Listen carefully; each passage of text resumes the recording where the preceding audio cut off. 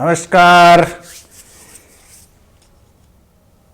मैं Mahavir Singh associate professor government Lohia college Churu सभी MCom के विद्यार्थियों का स्वागत करता हूं। प्रिय विद्यार्थियों, आज हम क्यूइंग थ्योरी कतार सिद्धांत से संबंधित कुछ और प्रैक्टिकल प्रॉब्लम्स को डिस्कस करेंगे। यहां पर ये आपके सामने 3 प्रॉब्लम हैं। तो पहली जो प्रॉब्लम अपन लेते हैं, इस प्रॉब्लम में यह बताया गया है कि एक डॉक्टर की क्लिनिक है।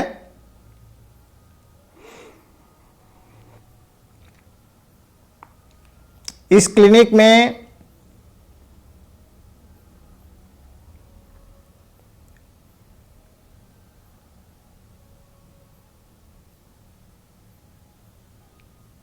पोजीशन डिस्ट्रीब्यूशन को फॉलो करते हुए 10 जो पेशेंट्स हैं वो पर आवर पहुंचते हैं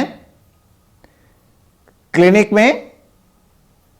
इसने कहा 10 कस्टमर्स आते हैं। कस्टमर्स का मतलब यहां पेशेंट ही हैं। सर्विस टाइम पर पेशेंट 5 मिनट होता है, तो 1 घंटे में हुए 12 पेशेंट की जो है वो सर्विस की जा सकती है। तो सर्विस रेट हो गई 12, सर्विस रेट हो गई 12। और इसमें एक बात और दी है, ये कहता है कि जो डॉक्टर का कंसल्टेंसी रूम है, यानी जिसके अंदर वो पर्ची लिखता है और जो कंसल्टेंसी करता है, पेशेंट के लिए सलाह देता है, उस रूम में 3 पेशेंट के बैठने की व्यवस्था है। बाकी पेशेंट को बाहर पोर्च में वेट करना पड़ेगा। यह सिचुएशन आपके सामने है, यानी lambda is equal to 10, mu is equal to 12 और 3 पेशेंट हैं वो कंसल्टेंसी रूम के अंदर रह सकते हैं, बाकी वेट करेंगे बाहर पोर्च में। अब वो कहता है कि व्हाट इज द प्रोबेबिलिटी। अब नाम प्रोबेबिलिटी, फ्रैक्शन, पार्ट, ये सब कुछ आ गया। दैट मीन्स आपको लैम्डा अपॉन म्यू तो काम में लेना ही है। What is the probability that an arriving patient will enter directly to the doctor's consultancy room. आप इसको समझिए, एक बार भूल जाइए कि कतार सिद्धांत क्या है। ये क्या जानना चाहता है, ये क्या कहना चाहता है कि भी आने वाला व्यक्ति सीधा कंसल्टेंसी रूम में घुस जाएगा, इस बात की क्या प्रोबेबिलिटी है। अब जरा सोचिए, वो कब घुसेगा। कोई भी आदमी नया आ रहा है, वो कब घुसेगा जब या तो कंसल्टेंसी रूम में एक भी जना नहीं हो, यानी 0, कोई भी आदमी नहीं हो, या दूसरा कंसल्टेंसी रूम में 1 आदमी हो, या कंसल्टेंसी रूम में 2 आदमी हो। अगर 3 या अधिक आदमी अगर हुए पूरे सिस्टम में, चाहे वेटिंग में कैसे भी हो, अगर उस सेंटर पर ऑलरेडी 3 या अधिक आदमी हैं, तो कोई भी नया आने वाला व्यक्ति सीधा कंसल्टेंसी रूम में नहीं घुस सकता। ठीक है। तो एक तो इसका तरीका यह है कि हम 0 व्यक्ति होने की प्रोबेबिलिटी निकाल लें, 1 व्यक्ति होने की प्रोबेबिलिटी निकाल लें और 2 व्यक्तियों के होने की प्रोबेबिलिटी निकाल लें। एग्जैक्ट 0, एग्जैक्ट 1, एग्जैक्ट 2, और फिर तीनों प्रोबेबिलिटीज को जोड़ देंगे तो उसके ऊपर क्या होगा कि डायरेक्ट एंटर होने की प्रोबेबिलिटी आ जाएगी। लेकिन ये तो बड़ा थोड़ा सा टेढ़ा मामला हो गया। तो हम क्या कर लेते हैं, हम ये कर लेते हैं कि सीधे भी एंटर न होने की प्रोबेबिलिटी निकाल लेते हैं। न होने की प्रोबेबिलिटी कब होगी, जब सेंटर पर 3 या अधिक व्यक्ति ऑलरेडी होंगे। तो 3 या अधिक होने की प्रोबेबिलिटी जब हम निकाल लेंगे तो वो क्या आएगी, पेशेंट के डायरेक्ट एंटर न होने की प्रोबेबिलिटी आ जाएगी। उसको जब हम 1 में से माइनस कर देंगे तो डायरेक्ट एंटर होने की प्रोबेबिलिटी आ जाएगी। तो इसलिए हम पहले इसको 1 - u निकाल लेते हैं। तो सॉरी, u निकाल लेते हैं। u का मतलब वही प्रोबेबिलिटी निकाल लेते हैं। कौन सी प्रोबेबिलिटी, 3 या अधिक होने की। तो इसलिए 3 या अधिक होने की प्रोबेबिलिटी आ जाएगी। क्या आ जाएगी, 3 या अधिक होने की प्रोबेबिलिटी आएगी, वो लैम्डा अपॉन म्यू की पावर 3 आएगी। और उसको हम 1 में से माइनस कर देंगे तो 0.42 आ जाएगा। यानी लैम्डा अपॉन म्यू तो आएगी 3 या अधिक रोगी होने की प्रयोजकता, और 3 या अधिक रोगी न होने की प्रोबेबिलिटी होगी, 3 या अधिक रोगी न होने की प्रोबेबिलिटी होगी वो 1 - लैम्डा अपॉन म्यू की घात 3 होगी।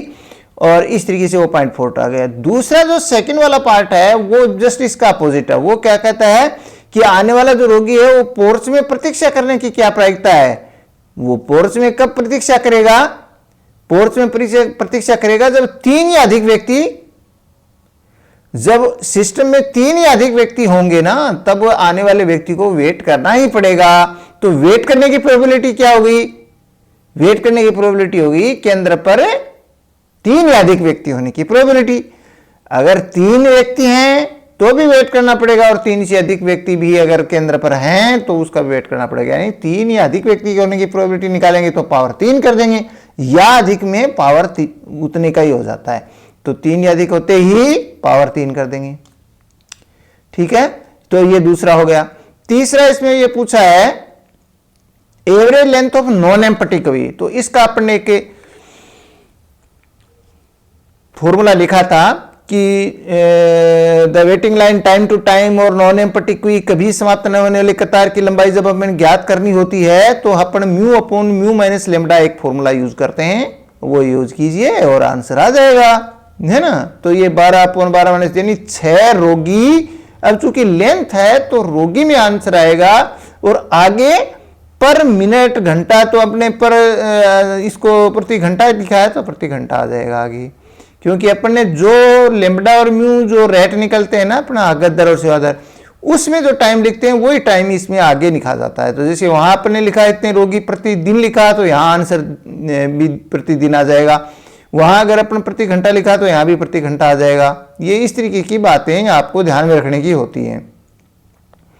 चलिए साहब, नेक्स्ट आता है how long will an arrival expect to wait before starting service.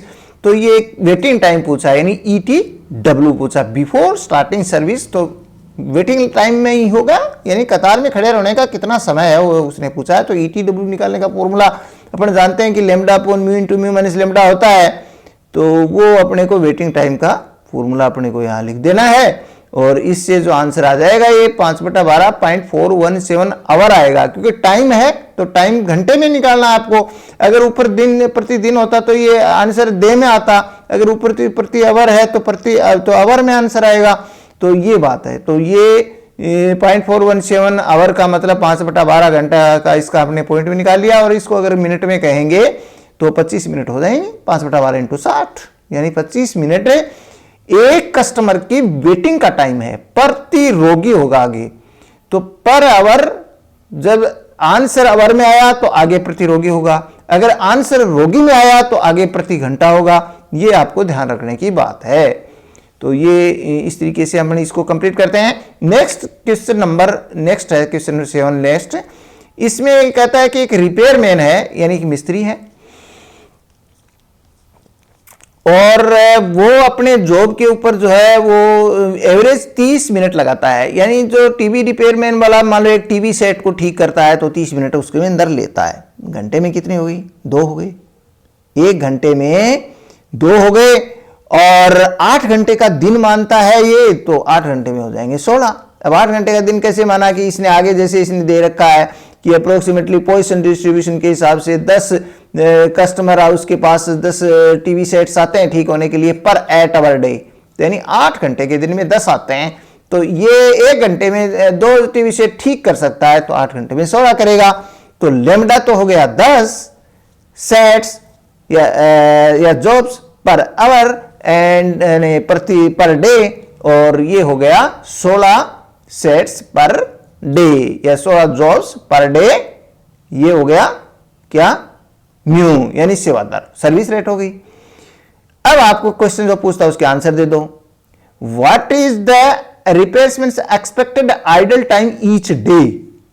देखिए एक दिन में 8 घंटे है, वो कहता है 8 घंटे में से वो रिपेयरमैन खाली कितनी देर बैठा रहता है, ये आपको पता लगाना है। यानी आइडल रहने का टाइम, तो आइडल रहने का पता, जब वो व्यस्त कितनी देर रहता है वो पता लगा लो। तो व्यस्त रहने का पार्ट निकाल लो लेमडा बटा म्यू से। तो जैसे आप 16 जो है 10 में 16 का भाग दोगे तो 10/16 आया। 10/16 तो उसके व्यस्त रहने का पार्ट आया, तो व्यस्त रहने का पार्ट आया, तो उसके आइडल रहने का पार्ट उसमें से माइनस कर देंगे, तो 1 - 10/16 कर देंगे, वो आइडल रहने का रेशियो आ जाएगा। और जैसे कितना आ गया 5/8 आया तो 3/8 आ जाएगा। अब 3/8 को जब 8 घंटे से आप मल्टीप्लाई कर देंगे तो दिन के अंदर 3 घंटे खाली बैठा रहता है। एक सिंपल सी गणित है, ये समझने की बात है कि वो जितने पार्ट उसका जो है वो खाली रहने का होता है, उसको अगर अपन 8 घंटे से मल्टीप्लाई कर देंगे तो वो उसका 3 घंटे वो खाली बैठा रहता है। आइडल जॉब, नो वर्क, 3 घंटे वो खाली बैठा रहता है। दूसरी बात ये क्या कहता है कि वो how many jobs are ahead, expected idle time हो गया, how many jobs are ahead, just average set just about 10। ये कहता कि अभी अभी कोई एक जना आया है, मान लो, उससे आगे कितने लोग हैं, उससे आगे सारे लोग ही हैं, जो वेट कर रहे हैं वो भी हैं और जो सिस्टम में जो सेवा ले रहे हैं वो भी हैं। तो कुल मिलाकर के क्या हो गया, नंबर इन द सिस्टम। अगर आप ये कहें कि जस्ट एक व्यक्ति कोई आ रहा है बाहर से, आया उसके आगे कौन है, उसके आगे सारे ही हैं, जो वेट कर रहे हैं वो भी है, जो सेवा ले रहा है वो भी है, तो टोटल व्यक्ति इन द सिस्टम हो गया। Total number in the system आप निकालेंगे तो वो उसका आंसर आ जाएगा। तो total number in the system lambda square upon mu into mu minus lambda हो जाएगा, है ना। तो ये जस्ट अभी इसका sorry number in the system अपन वो तो वेटिंग के लिए करते हैं। नंबर इन द सिस्टम कितना होता है, lambda upon mu minus lambda होता है, बिल्कुल ठीक है। तो ये इस तरीके से 5/3 जॉब्स आ जाएंगे। फॉर्मूला ध्यान रखना, उल्टा सुल्टा नहीं लिखना भाई, ठीक है। और नेक्स्ट अपना जो है इसके अंदर है क्या, what is the probability having at least one customer in the Q, what is the probability of having at least one customer in the Q. यानी ये क्या कहता है कि इस बात की क्या प्रोबेबिलिटी है कि कतार में कम से कम एक व्यक्ति होगा। तो कतार में कम से कम एक व्यक्ति होने की प्रोबेबिलिटी पूछ रहा है, दैट मींस सिस्टम में कम से कम 2 व्यक्ति होने की प्रोबेबिलिटी, क्योंकि कतार में एक रहेगा तो एक सिस्टम उसको सेवा ले रहा होगा। तो जब हम फॉर्मूला अपने को जब कोई कतार के बारे में प्रोबेबिलिटी पूछता है तो हमें सिस्टम में निकालने के लिए एक जोड़ के निकाल लेते हैं। तो कतार में एक या अधिक व्यक्ति होने की प्रोबेबिलिटी, दैट मींस सिस्टम में 2 या अधिक व्यक्ति होने की प्रोबेबिलिटी। एक व्यक्ति कतार में है, एक व्यक्ति सेवा ले रहा है, तो व्यक्ति हो गए 2, तो इसलिए 2 या अधिक व्यक्ति होने की प्रोबेबिलिटी निकालेंगे। तो वो प्रोबेबिलिटी इसका पावर 2 कर देंगे, उसका पावर 2 कर देंगे 10/16 का, तो वो प्रोबेबिलिटी आ जाएगी। ये हुआ ना, ये हुई ना बात, ठीक है। तो ये देखिए, ये 10/16 की पावर 2 किया तो 0.4 इसका अप्रोक्सीमेटली आ जाता है। अब लास्ट है इसके अंदर, expected waiting time of a customer who waits, expected waiting time of a customer who waits. ये इसका एक फॉर्मूला आपको पहले बताया था, हु हैज एक्चुअली वेटेड और who waits, that means waiting time divided by probability of waiting, ठीक है। Waiting time upon probability of waiting, तो वेटिंग टाइम में हम वेट करने की प्रोबेबिलिटी का भाग दे देते हैं, तो हु हैज एक्चुअली वेटेड या हु वेट्स आ जाता है। और वो एक्चुअल में क्या होता है, ये जो वेटिंग टाइम होता है ये एक्चुअल में ETW न होकर के ये ET बन जाता है।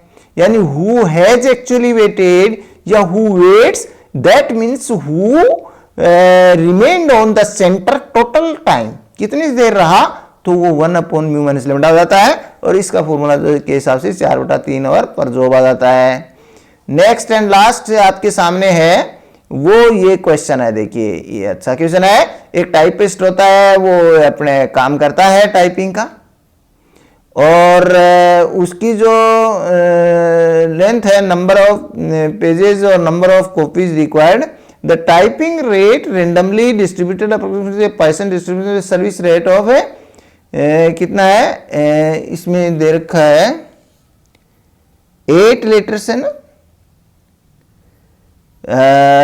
हाँ बिल्कुल 8 लेटर्स है। अब अपन आगे किसको क्लियर कर लेते हैं, देख लेते हैं इसकी सर्विस रेट, बिल्कुल ठीक है। 8 लेटर्स इसकी म्यू है और अराइवल रेट इसकी है 5 लेटर्स पर आवर। बहुत सिंपल बात है ये तो इसका इक्विटी यूटिलाइजेशन पूछता है, यानी यू पूछ रहा है, तो लैम्डा अपॉन म्यू इनटू 100 हो जाएगा, या पॉइंट में दिखेंगे तो पॉइंट में लिख दो, तो 0.625 आ जाएगा 5/100 8, है ना, तो 0.625 आ जाएगा utilisation, equity utilisation, that means you utilisation ratio. The percentage time, अब ना परसेंटेज पूछ लिया, परसेंटेज में निकाल देंगे, percentage time that an arrival later has to wait, percentage time, अब इसका परसेंटेज में बढ़ा दो इसको। जब equity equipment utilisation means that the centre is busy, that means every arriving customer has to wait, क्योंकि the centre is already busy, that means an arrival customer will have to wait, उसको इंतजार करना पड़ेगा, क्योंकि already जो system busy है, system utilise हो रहा है, इसलिए परसेंटेज उसको अंदर वो है, उसका मतलब यही होता है कि वो यूटिलाइजेशन रेशियो होता है, उसको परसेंटेज में निकाल दो। तो परसेंटेज जब पूछेगा तो ये अपने को पता ही है कि हम यू या 1 माइनस यू से निकलती हैं वो चीजें, अब आपको इनटू करना है क्योंकि परसेंटेज में पूछ रहा। Average time in the system, average time in the system, तो वो टाइम इन द सिस्टम पूछ लिया तो यानी ईटी पूछ लिया, तो 1/μ माइनस लेमडा कर लेंगे, तो 1/μ माइनस लेमडा करेंगे यानी 1/8 माइनस 5 यानी 3, यानी 1/3 घंटे हो गया। Average cost of waiting and operating, average cost of waiting and operating the typewriter, that is very important question. Average cost of waiting and operating the typewriter, यानी ये क्या कॉस्ट पूछ रहा है, ये पूछ रहा है कि वेटिंग करने और ऑपरेटिंग, यानी टोटल टाइम हो गया, वेटिंग का टाइम और ऑपरेटिंग का टाइम दोनों का जो कॉस्ट है वो क्या पड़ेगी, तो वेट करने की और ऑपरेटिंग करने की, तो ये total time in the system हो गया। अब अपने को पता लगाना है कि एक लेटर को टाइप करने के लिए कितना टाइम लग जाता है सिस्टम में। भाई कोई लेटर टाइप करने के लिए आया, वो कुछ देर तो बाहर पड़ा रहा क्योंकि टाइपिस्ट इज ऑलरेडी ऑपरेटिंग, तो उसने वेट किया, उसने फिर उसको टाइप करने में भी टाइम लगेगा, तो ये दोनों मिलाकर के जो टाइम है यानी लेटर वेटिंग और ऑपरेटिंग, वो कितना लगता है एक लेटर के संबंध में, तो ये हमें पता लगाना है पहले किससे, ईटी से। तो ईटी से जब हम पता लगाएंगे वेटिंग एंड ऑपरेटिंग में, तो ये अपने को अभी पता है कि वो 1/3 घंटा आया था, ये अभी अपने निकाल चुके हैं सी के अंदर। अब आपको यह पता लगा है कि 1/3 घंटा एक लेटर को टाइप, एक लेटर का खराब होता है वेटिंग और ऑपरेटिंग में। दिन भर कितने लेटर आएंगे, दिन भर कितने लेटर आएंगे, तो उन पर कितना समय बर्बाद होगा इस वेटिंग और ऑपरेटिंग में। तो दिन भर में ये कहता है कि 1 घंटे में कितने आते हैं, 5 आते हैं, तो 8 घंटे के दिन में कितने आएंगे, 40 आएंगे।